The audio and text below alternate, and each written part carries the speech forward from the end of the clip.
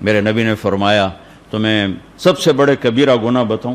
الا اخبرکم بے اکبر الکبائر. آپ ایسے بیٹھے ہوئے تھے، ایسے آپ نے کہا الاشراک باللہ، شرک یوں بیٹھے ہوئے ہیں. پھر فرمایا اللہ کا شکر ہے ہم میں کوئی مشرک نہیں، ہم شرک سے پاک ہیں. حقوق الوالدین شرک کے ساتھ جوڑا، ماں باپ کی نافرمانی، حقوق. اور یہ واحد نافرمانی ہے جس کے لیے نافرمانی کا لفظ نہیں ہے، حقوق. نافرمانی کے لیے ہوتا ہے معصیت، من یعص اللہ ورسولہ. سبحان اللہ. اللہ اپنے لیے عام لفظ استعمال کرتا ہے جو اللہ رسول کا نافرمان. ماں باپ کے لیے حقوق کا لفظ استعمال کرتا ہے، اور حقوق کا مطلب نافرمانی نہیں ہے. یوں بیٹھے ہیں، حقوق کا مطلب سمجھانے لگوں آپ کو.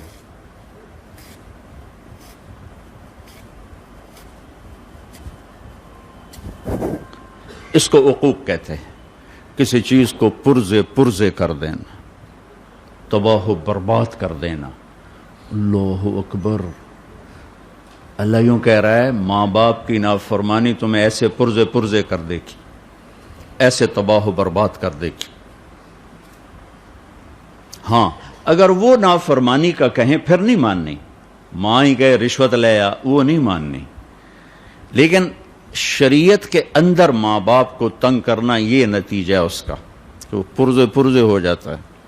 میرے نبی نے فرمایا کبھی میری ماں زندہ ہوتی نا تو تم دیکھتے میں اس کی خدمت کیسی کرتا. میں عشاء کی نماز کے مصلی پہ کھڑا ہوتا اور سورۃ فاتحہ شروع کر چکا ہوتا. فرض، سنت نہیں، نفل نہیں، فرض کا میں نماز شروع کر چکا ہوتا. اور ادھر سے میرے گھر سے آواز آتی محمد، تو میں نماز توڑ کے کہتا لبیک اما جان، لبیک یا اماہ، لبیک یا اماہ. ماں جی حاضر، نماز بعد میں پڑھوں گا. ماں جی حاضر. یہ وہ ہستی ہیں ماں کی خدمت کی جو تمنا کر رہے ہیں، جن کو اللہ نے جنت کی چابی پکڑائی، جن کو اللہ نے تاجدار ختم نبوت بنایا، جن کو اللہ نے سبب کائنات بنایا، جن کے وجود کی قسمیں اٹھائیں. لعمرک، میرے محبوب آپ کی جان کی قسم. جن کے چہرے کی قسم اٹھائی، والضحیٰ، آپ کے روشن چہرے کی قسم. جن کی زلفوں کی قسم اٹھائی، واللیل اذا سجا، آپ کی سیاہ زلفوں کی قسم.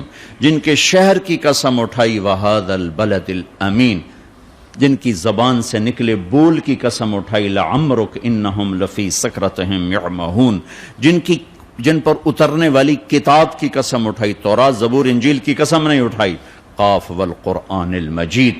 جن کی رسالت پر قسم اٹھائی، یاسین والقرآن الحکیم انک لمن المرسلین. جن کا وکیل، یہ جو وکیل بیٹھے ہوئے ہیں یہ دلیل پیش کرتے ہیں، قسمیں نہیں اٹھاتے، قسمیں گواہ اٹھاتا ہے. اگر وکیل بھی قسمیں اٹھانے لگ جائیں تو ان کے دلائل کمزور پڑ جاتے ہیں. تو میں قربان جاؤں، میرا اللہ اپنے نبی کا وکیل بھی بنتا ہے، گواہ بھی بنتا ہے.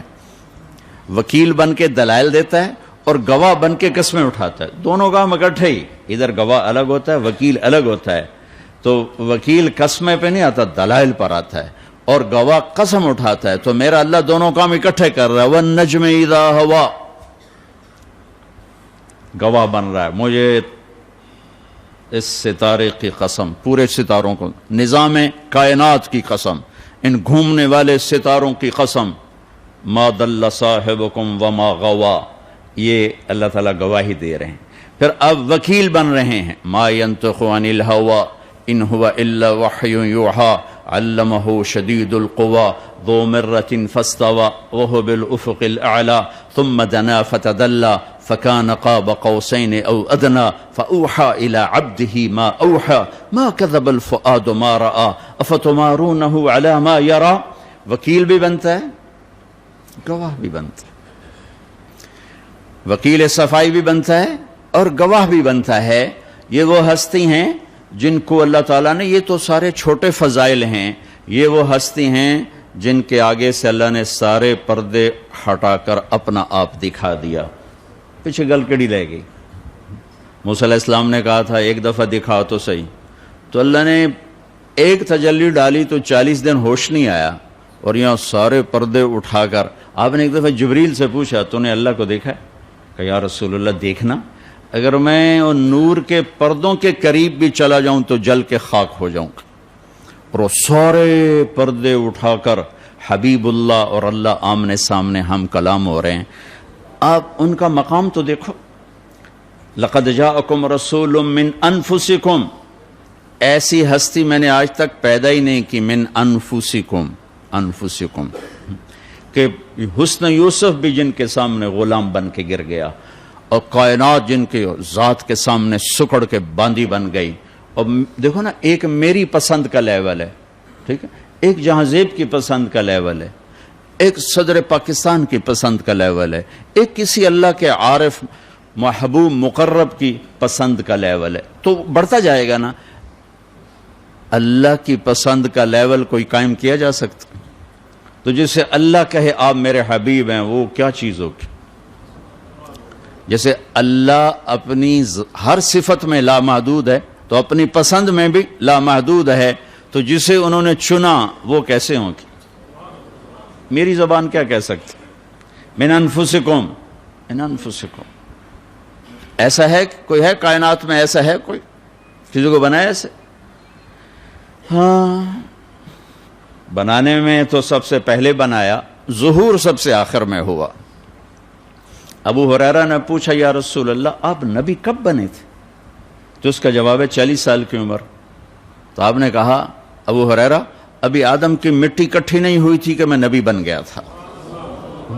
ہاں سبحان اللہ. ظہور ہوا 571 عیسوی 22 اپریل 12 ربیع الاول 1 جیٹھ 628 بکرمی, پیر کی صبح 4:20 پر. 4:20 پر میں اس لیے کہتا ہوں کہ آپ پیر کی صبح صادق میں تشریف لائے. جس سے صبح صادق کا مطلب ہے کہ ادھر دنیا کا سورج نکل رہا تھا اور اس کے ساتھ ہی نبوت کا سورج بھی نکل رہا تھا. یہ مناسبت ہے.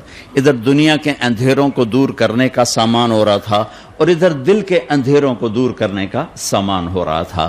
اور ربیع الاول, ربیع کہتے ہیں بہار کو, ادھر دنیا کی بہار آ رہی تھی اور ادھر دین کی بہار آ رہی تھی. یوں اللہ نے اس کو جوڑ بیٹھایا. تو میں نے مکہ میں دیکھا کہ 22 اپریل کو صبح صادق کب ہوتی ہے؟ تو 4:20 پر تھی, تو میں کہہ دیتا ہوں 4:20 پر.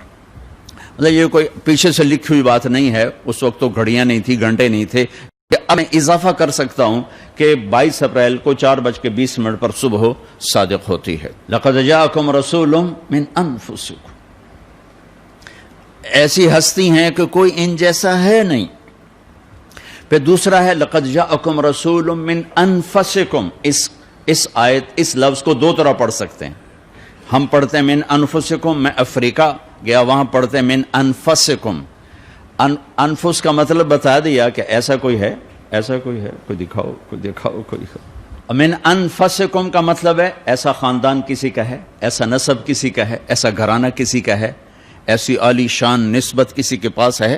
کوئی ہے جس کی پیڑھی آدم تک جاتی ہو. یہ واحد گھر ہے جس کو محمد مصطفیٰ صلی اللہ علیہ وسلم کی طفیل آدم تک ایسا پاک کیا کہ میرے نبی نے فرمایا کہ میرے باپ عبداللہ سے آدم تک کسی نے زنا نہیں کیا کبھی بھی, کبھی بھی. ایسا پاکیزہ نسب دیا. انفسکم, سب سے عالی نسب محمد بن عبداللہ بن عبد المطلب بن ہاشم بن عبد مناف بن قصی بن کلاب بن مرہ بن کعب بن لوی بن غالب بن فہر بن مالک بن نضر بن کنانہ بن خزیمہ بن مدرکہ بن الیاس بن مضر بن نزار بن معد بن عدنان بن اود بن حمیسہ بن سلامان بن عوس بن بوز بن قموال بن ابی بن عوام بن ناشد بن حزا بن بلداس بن یدلاف بن طابخ بن جاحم بن ناحش بن ماقی بن عیفی بن عبقر بن عبید بن الدعاء بن حمدان بن سنبر بن یثربی بن یحزن بن یلحن بن ارعوا بن عیدی بن زیشان بن عیسر بن اقناد بن ایہام بن مقصر بن ناحد بن زار بن سمی بن مزی بن عوض بن عرام بن قیدار بن اسماعیل بن ابراہیم بن آذر بن ناحور بن سروج بن رعو بن فائج بن عابر بن ارفشاد بن سام بن نوح بن لامک بن متوشالہ بن ادریس بن یرد بن ملح الایل بن قینان بن آنوش بن شیس وبن آدم علیہ الصلاۃ والسلام۔ من انفسکم، ہے کوئی ایسا؟ ہے کوئی ایسا؟ کوئی ہے؟ دکھاؤ، کوئی ہے؟ نہ ذات میں اس جیسا ہے یعنی شخصیت، اور نہ سلسلہ نسب میں کوئی اس جیسا ہے، نہ ایسا عالی خاندان ہے کوئی، نہ کوئی ایسی عالی ذات ہے کوئی کہ جن کے وجود کی میرا رب قسمیں اٹھائے۔ سارے نبیوں کی سرداری کا تاج سر پہ سجایا، اور پھر نام بھی کیا رکھا؟ محمد، احمد۔ اب کے نام تو خیر بہت ہیں، جتنی صفات ہیں اتنے نام ہیں، تو صفات لامحدود ہیں، لہذا نام بھی لامحدود ہیں۔ جو علماء جمع کر سکے، وہ میرے پاس ایک کتاب ہے، 1177 نام ہیں میرے نبی کے جو جمع کیے جا سکے، وہ اس سے بہت زیادہ ہیں، جمع اتنے ہوئے، یہ نہیں کہ اتنے ہی ہیں، انسانی علم یہاں تک پہنچا ہے، اس سے آگے پہنچ نہیں سکا ہے، لیکن ان میں سے جو میرے رب نے اپنے نبی کا نام رکھا، محمد ومبشر اور احمد، ما کان محمد ابا احد من رجالکم ومبشر برسول یاتی من بعد اسمہ احمد۔ میں صرف ان دو ناموں کا تھوڑا سا اللہ رسول کو کوئی بیان نہیں کر سکتا، یہ انسانی اوقات سے باہر ہے، انسانی بساط سے باہر ہے، اس لیے ہم بیان کرتے ہیں کہ ہمارا اللہ رسول کی تعریف کرنے والوں میں حصہ پڑ جائے، اور کوئی تھوڑی ہماری ایمان کی شمع روشن ہو جائے۔ مسئلے مسائل آپ کو سارے پتہ، آپ میں سے کسی کو یہ معلوم نہیں کہ نماز فرض ہے، کیوں چھوڑتا ہے؟ آپ میں سے کسی کو یہ معلوم نہیں کہ صحیح تولنا کا حکم ہے، غلط تولنے کا حکم نہیں ہے، ڈنڈی مارنا حرام ہے، رشوت لینا حرام ہے؟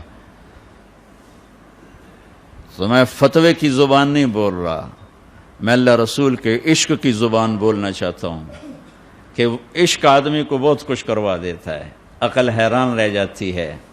بے خطر کود پڑا آتش عشق میں نمرود، عقل محو حیرت ہے تماشا لبے بام ابھی، عشق میں عشق کما میں دل رکھیں وانگ پہاڑاں ہو، سہ بدیاں ہزار علامیں کر جانے باغ بہاراں ہو، منصور جے چک سولی دیتے جڑے واقف کل اسراراں ہو، سجدیں سر چائیں نبا ہو توڑے کافر کہن ہزاراں ہو، عاشق سوئی حقیقی جڑا قتل معشوق دے مننے، سر نو جوڑے تے مکھ نہ موڑے بمیں 100 تلواراں کھنے، سچا عشق حسین علی دبا ہو، سر دتے تے راز نہ بھننے۔ تم رشوت کہتے ہو، تم جھوٹ کہتے ہو، جب اللہ رسول میں تھوڑی جی چنگاری لگ گئی نا، ہائے ہائے ہائے، تمہیں قربان ہونا محبوب نظر آئے گا۔ کربلاؤں کی تاریخ کے پیچھے فلسفہ نہیں ہے، عشق ہے۔ کربلاؤں کی تاریخ کے پیچھے قانون نہیں ہے، قانون تو کہتا جان بچانے کے لیے بیعت کر لو، جائز ہے، بعد میں مدینے جا کے توبہ کر لینا جائز ہے، قانون یہ بتاتا ہے، اور عشق بتاتا ہے نیزے پہ چڑھنا میری سرداری اور عزت ہے۔